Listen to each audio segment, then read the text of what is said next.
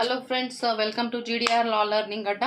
Okay, so ಇವಾಗಿನ update ಏನಂತಂತಂದರೆ YouTube channel third ಐ ಏನಿದೆ ಇದು ಸುಪ್ರೀಂ ಕೋರ್ಟಲ್ಲಿ ಒಂದು ಸ್ಪೆಷಲ್ ಲೀವ್ ಪಿಟಿಷನ್ನ ಫೈಲ್ ಮಾಡಿದ್ದಾರೆ. ಯಾರ ಅಗೇನ್ಸ್ಟ್ ಗೊತ್ತಾ? ಧರ್ಮಸ್ಥಳ ಕೇಸ್ ಏನಿವಾಗ ಸದ್ಯಕ್ಕೆ ಎಲ್ಲ ಕಡೆ ನ್ಯೂಸ್ ಮಾಡ್ತಾ ಇದೆ.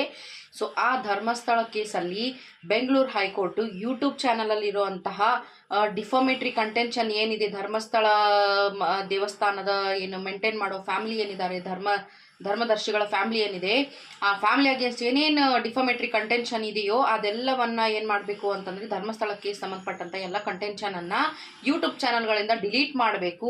ಯಾರು ಡಿಲೀಟ್ ಮಾಡಲ್ವೋ ಆ ಒಂದು ಚಾನಲ್ಗಳನ್ನೇ ಬ್ಲಾಕ್ ಮಾಡಬಹುದು ಅಂತ ಹೇಳಿ ಒಂದೇನು ಆರ್ಡರ್ ಪಾಸ್ ಮಾಡಿತ್ತು. ಆ ಆರ್ಡರ್ಸ್ ಅಗೇನ್ಸ್ಟ್ ಅಲ್ಲಿ ಇವಾಗ ಥರ್ಡ್ ಐ ಅನ್ನೋ ಯೂಟ್ಯೂಬ್ ಚಾನಲ್ ಅವ್ರು ಏನು ಮಾಡಿದ್ದಾರೆ ಅಂತಂತಂದರೆ ಸುಪ್ರೀಂ ಕೋರ್ಟಲ್ಲಿ ಸ್ಪೆಷಲ್ ಲೀವ್ ಪಿಟಿಷನನ್ನು ಹಾಕಿದ್ದಾರೆ.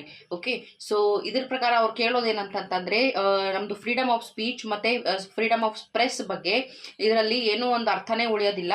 ಕಂಟೆನ್ಷನನ್ನು ಯಾಕೆ ಡಿಲೀಟ್ ಮಾಡಬೇಕು ಅಂತ ಕೇಳ್ತಾ ಇದ್ದಾರೆ. ಯಾಕಂದರೆ ಪರ್ಟಿಕ್ಯುಲರ್ ಆಗಿ ಯಾರನ್ನೂ ಅಲ್ಲಿ ತೆಗಳಿಲ್ಲ, ಏನೂ ಇಲ್ಲ. ಕೇಸ್ ಬಂದಿದೆ, ಎಷ್ಟೋ ಜನರ ಶವಗಳ ಅಲ್ಲಿ ಇದೆ ಅಂತ ಹೇಳ್ತಾ ಇದ್ದಾರೆ.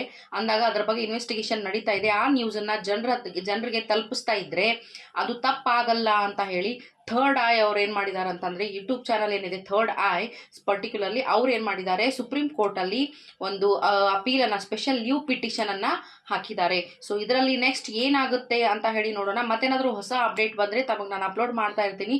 ಅಲ್ಲಿವರೆಗೂ have a nice day guys, bye.